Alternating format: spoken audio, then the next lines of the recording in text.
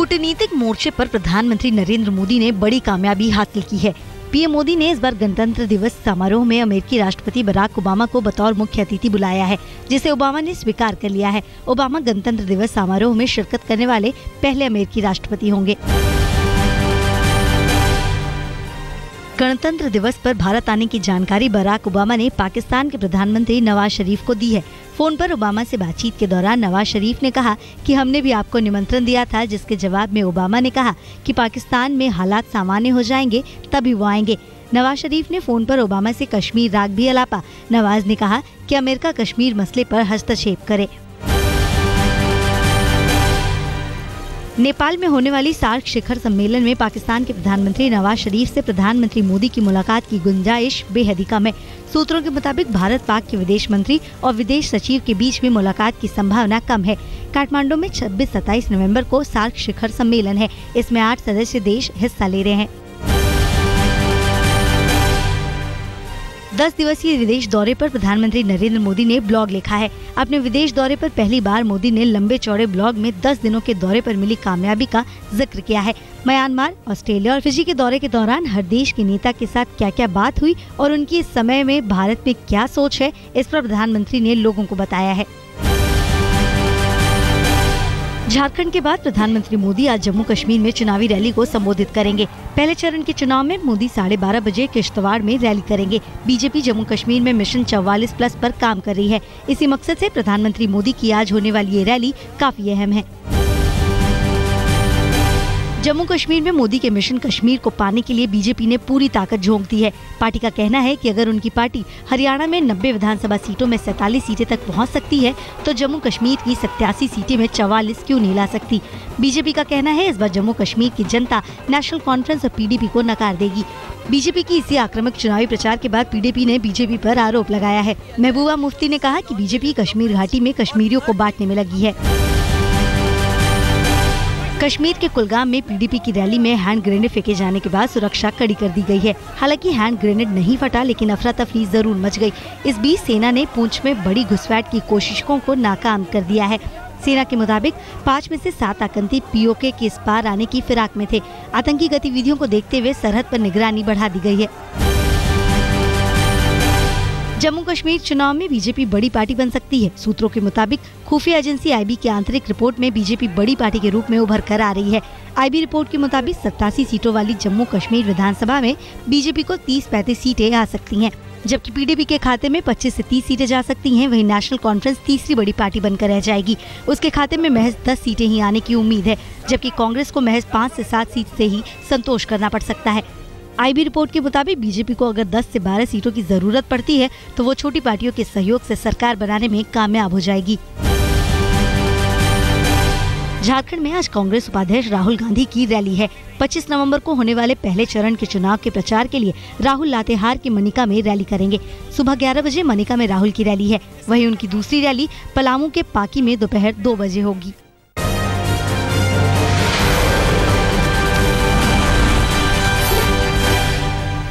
Delhi high court के फैसले के बाद जामा मस्जिद में दस्तारबंदी का रास्ता साफ हो गया है। आज शाम करीब 5 बजे नमाज के साथ दस्तारबंदी की रस्म शुरू होगी। इसमें इमाम अहमद बुखारी के बेटे शाबान बुखारी को नया उत्तराधिकारी बनाया जाएगा। अहमद बुखारी के इस निजी कार्यक्रम की कानूनी मान्यता नहीं है, लेकिन इस मौके को खास बनाने के लिए अहमद बुखारी ने काफी तैयारियां की हैं। दिल्ली के जामा मस्जिद को आलीशान तरीके से सजाया गया है। जामा मस्जिद के इमाम अहमद बुखारी ने दस्तारबंदी में देश और दुनिया के कई खास मेहमानों को बुलाया है, लेकिन प्रधानमंत्री नरेंद्र मोदी को न्योता नहीं दिया, जिसकी वजह से काफी विवाद भी हुआ है। अहमद बुखारी ने पाकिस्तान के प्रधानमंत्री नवाज शरीफ को न्योता भेजा था, लेकिन वो नहीं आ रहे हैं। वहीं कांग्रेस अध्यक्ष सोनिया गांधी भी इसमें शिरकत नहीं कर रही हैं। उत्तर प्रदेश की समाजवादी सरकार में अल्पसंख्यक मामलों के मंत्री आजम खान के बयान पर विवाद खड़ा हो गया है। बीजेपी ने आजम के बयान पर मुलायम सिंह यादव और अखिलेश यादव से सफाई मांगी है। दरअसल रामपुर में पार्टी प्रमुख मुलायम सिंह यादव की 75वें जन्मदिवस पर आजम से जब विक्टोरियन स्टाइल की बग्घी के बारे में पूछा गया, तो उन्होंने तल्ख अंदाज में बयान दिया। आजम ने कहा कि डॉन दाऊद इब्राहिम, अबू सलेम और आतंकी संगठन तालिबान से मुलायम के बर्थडे मनाने के लिए पैसे लिए हैं। मुझे कि बहुत सवाल इस पर भी उठ रहे हैं कि ये सेलिब्रेशन का कौन स्पॉन्सर कर रहा है, कहाँ की फंडिंग है, क्या स्टेट फंड्स यूज किए जा रहे हैं, इस सारी फंडिंग के पीछे क्या है? तालिबानी फंड, तालिबान से आया है, कुछ दाऊद ने दिया है, कुछ अबू सलेम ने दिया है, कुछ और जो मर गए आतंकवादी थे। नहीं, सरकाज़म के अलावा आप थोड़ा आजम खान साहब बताइए, थोड़ा आइडिया दीजिए कि ये पूरा प्रोग्राम जो है बताया तो सब तालिबानी फंड है। समाजवादी पार्टी के मुखिया मुलायम सिंह यादव आज 75 साल के हो गए हैं। उनका जन्मदिन धूमधाम से मनाया जा रहा है। कल रामपुर में शानो शौकत के साथ मुलायम सिंह के नाम पर 75 फीट का केक काटा गया। इस मौके पर मुलायम के साथ आजम खान और कई दिग्गज नेता मौजूद थे। मुलायम के जन्मदिन को खास बनाने के लिए आजम खान ने रामपुर को दुल्हन की तरह सजा दिया था। बीती रात 12 बजते ही रामपुर में जमकर आतिशबाजी हुई। शारदा घोटाले में ममता बनर्जी को करारा झटका लगा है। टीएमसी के एक और सांसद श्रिंजॉय बोस को सीबीआई ने गिरफ्तार कर लिया है। श्रिंजॉय बोस टीएमसी के ऐसे तीसरे नेता हैं जिन्हें करोड़ों रुपए के इस घोटाले में गिरफ्तार किया गया है। सांसद कुणाल घोष को गिरफ्तारी से पहले ही पार्टी ने सस्पेंड कर दिया। वहीं टीएमसी उपाध्यक्ष रजत मजूमदार को अगस्त में गिरफ्तार किया गया था। इतना ही नहीं, राज्यसभा सांसद AH इमरान को सीबीआई ने पूछताछ के लिए समन भेजा है। एक के बाद एक नेता की गिरफ्तारी को टीएमसी ने राजनीति से प्रेरित बताया है। संसद के शीतकालीन सत्र से पहले आज सर्वदलीय बैठक बुलाई गई है। लोकसभा की स्पीकर सुमित्रा महाजन सभी पार्टियों के नेताओं से बात करेंगी। 24 नवंबर यानी सोमवार से शुरू होने वाले इस सत्र में कई अहम मुद्दों पर चर्चा होनी है। 23 दिसंबर को शीतकालीन सत्र का आखिरी दिन है। संसदीय कार्य मंत्री वेंकैया नायडू रविवार को सभी दलों के नेताओं से मुलाकात करेंगे। काले धन, अडानी को लोन देने और रामपाल जैसे मुद्दे पर विपक्ष सरकार को इस सत्र में घेरने की कोशिश करेगी।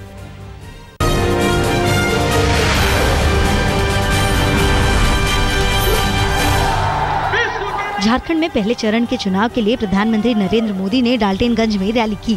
शुक्रवार की इस रैली में मोदी ने भाई भतीजावाद पर चोट किया। उन्होंने कहा कि रैली में मौजूद भीड़ इशारा कर रही है कि हवा का रुख किस तरफ है। डाल्टनगंज के बाद पीएम मोदी ने लातेहार के चंदवा में भी रैली की। दिल्ली में आम आदमी पार्टी को चुनाव से पहले करारा झटका लगा है। दिल्ली विधानसभा के पूर्व अध्यक्ष MS धीर ने बीजेपी का दामन थाम लिया है।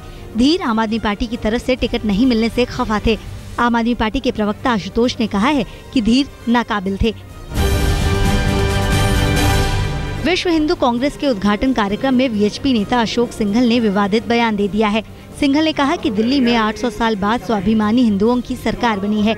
वहीं RSS प्रमुख मोहन भागवत ने कहा कि हिंदू अस्तित्व सबसे पुराना है। उन्होंने कहा कि हिंदू से नया रास्ता मिलेगा। भागवत ने हिंदू का मतलब अनेकता में एकता बताया। भागवत ने कहा कि दुनिया को सिखाने का सही वक्त है, क्योंकि 2000 सालों से सही रास्ता नहीं निकला है। रामपाल के हिसार आश्रम में तलाशी के दौरान प्रेगनेंसी टेस्ट की कई किटें मिली हैं। गिरफ्तारी के बाद सतलोक आश्रम में लगातार तलाशी चल रही है। इसी के तहत आश्रम से 9 देसी रिवॉल्वर, 19 एयरगन भी बरामद हुए। हिसार पुलिस ने अब तक 865 लोगों को गिरफ्तार किया है।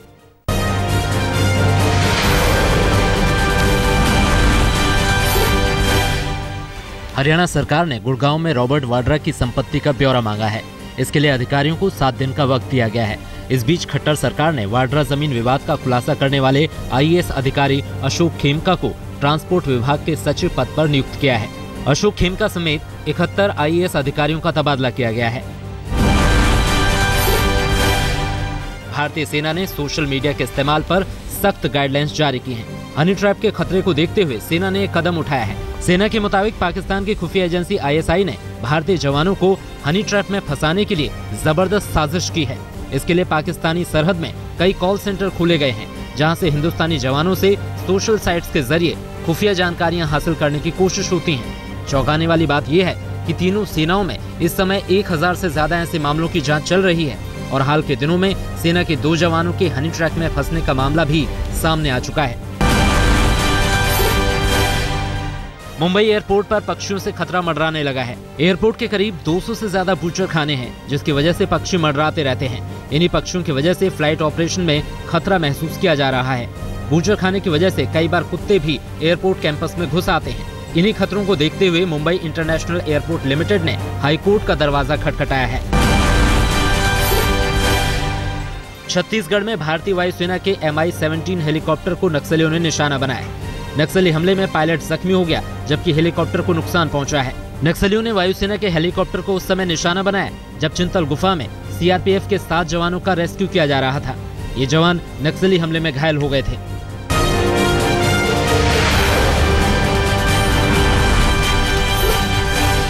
दिल्ली के कोकुलपुरी इलाके में लूटपाट के दौरान बाइक सवार 3 बदमाशों ने एक कारोबारी को गोली मार दी। कारोबारी को जीटीबी अस्पताल में भर्ती करवाया गया है, जहां उसकी हालत गंभीर बनी हुई है। दुकान में लूट का विरोध करने पर बदमाशों ने कारोबारी को गोली मारी। दिल्ली के भलसवा डेयरी से गायब 11 साल के बच्चे को पुलिस ने बरामद कर लिया है। 9 घंटे की मशक्कत के बाद पुलिस बदमाशों की गिरफ्त से बच्चे को बचाने में कामयाब हो सकी। रेलवे पुलिस ने दिल्ली पुलिस से मिली जानकारी के आधार पर झारखंड के गोमोह रेलवे स्टेशन से इन दोनों अपहरणकर्ताओं को गिरफ्तार किया। दिल्ली के एक कारोबारी को 5 लाख की चपत लगी है। ईमेल और बैंक पासवर्ड हैक कर तमिलनाडु के अकाउंट में फंड ट्रांसफर किया गया और फिर पैसे निकाले गए। हैकर ने मोबाइल फोन का कनेक्शन भी बंद करवा दिया। हैकरों ने पैसे निकालने के बाद जब मोबाइल कनेक्शन शुरू करवाया तब जाकर कारोबारी को लूटने का एहसास हुआ। दिल्ली के केशवपुरम इलाके में ठक ठक गैंग के 2 बदमाशों को एक शख्स ने दिलेरी दिखाते हुए पकड़ लिया। ये बदमाश 9 लाख रुपए लूटकर बाइक से भाग रहे थे।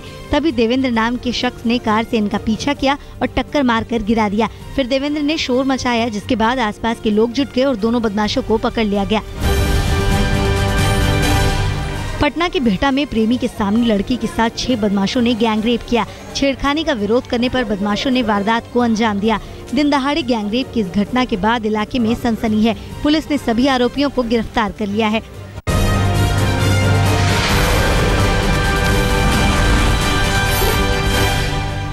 चेन्नई में एक स्कूल टीचर की पिटाई के बाद सैकड़ों की तादाद में लोगों ने विरोध प्रदर्शन किया। इस प्रदर्शन में स्कूल के दूसरे शिक्षक भी शामिल हुए। इन लोगों की मांग है कि जिन लोगों ने शिक्षक की पिटाई की उन्हें गिरफ्तार किया जाए। दरअसल शिक्षक की पिटाई की वजह ये बताई जा रही है कि उसने एक छात्र को इसलिए पीटा क्योंकि वो तमिल में बोल रहा था। हालांकि स्कूल ने शिक्षक की तरफदारी करते हुए आरोपों को सिरे से खारिज कर दिया है। बीते 1 हफ्ते में छेड़खानी का 3रा मामला सामने आया है। इस घटना के आरोपी शिक्षक को लोगों ने जमकर पीटा। पिटाई के बाद गुस्साए लोगों ने शिक्षक को पुलिस के हवाले कर दिया। महाराष्ट्र के अहमदनगर जिले के गटेवाड़ी गांव में महिला सरपंच के साथ छेड़खानी का मामला दर्ज किया गया है। ग्राम सभा के दौरान महिला सरपंच के साथ पहले हाथापाई की गई, फिर बाद में छेड़खानी की गई। पुलिस ने इस मामले में गांव के एक शख्स को गिरफ्तार कर लिया है। महाराष्ट्र के मुंब्रा के अमृतनगर में ड्रग माफियाओं की स्कूल के बाहर लोगों ने खूब पिटाई की। स्कूल के गेट पर धड़ल्ले से नशीला पाउडर बिक रहा था, जिसके खिलाफ एनसीपी ने आवाज उठाई थी। ड्रग बेचने वाले 3 आरोपियों को महिलाओं ने मुंह काला करके पूरे इलाके में घुमाया। हंगामे के बाद पुलिस ने ड्रग बेचने वाले 3 लोगों को गिरफ्तार किया है।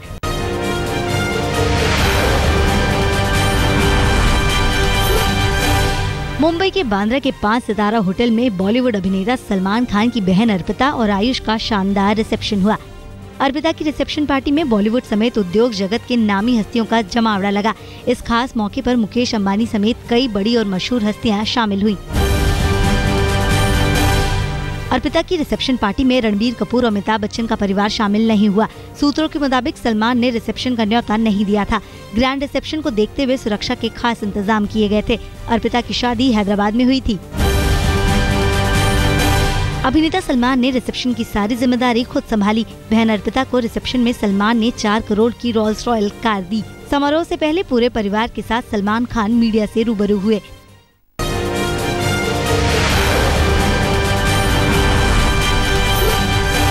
ऑस्ट्रेलिया के लिए टीम इंडिया रवाना हो गई है।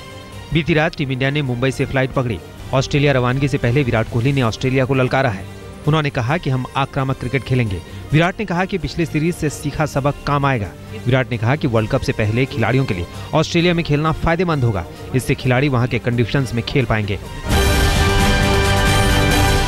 टीम इंडिया के डायरेक्टर रवि शास्त्री ने ऑस्ट्रेलिया के पूर्व गेंदबाज ग्लेन मैकग्रा के बयान की खिल्ली उड़ाई है। प्रेस कॉन्फ्रेंस में रवि शास्त्री ने कहा कि मैकग्रा को अपनी राय रखने का हक है, लेकिन उन्हें कौन सी गेंदबाजी करनी है। मैकग्रा ने कहा था कि टीम इंडिया 0-4 से हारेगी। बीसीसीआई के सालाना अवार्ड समारोह में भारत के पूर्व कप्तान दिलीप वेंगसरकर को लाइफ टाइम अचीवमेंट अवार्ड से नवाजा गया। तेज गेंदबाज भुवनेश्वर कुमार को सर्वश्रेष्ठ इंटरनेशनल क्रिकेट का पॉली उमरिगर अवार्ड दिया गया। श्रीनिवासन ने सुप्रीम कोर्ट से बीसीसीआई अध्यक्ष पद पर बहाली की अपील की है। दूसरी ओर उनकी कंपनी इंडिया सीमेंट्स ने भी मैयप्पन से दूरी बनाते हुए कोर्ट से अपील की है कि चेन्नई सुपर किंग्स को IPL से बर्खास्त न किया जाए।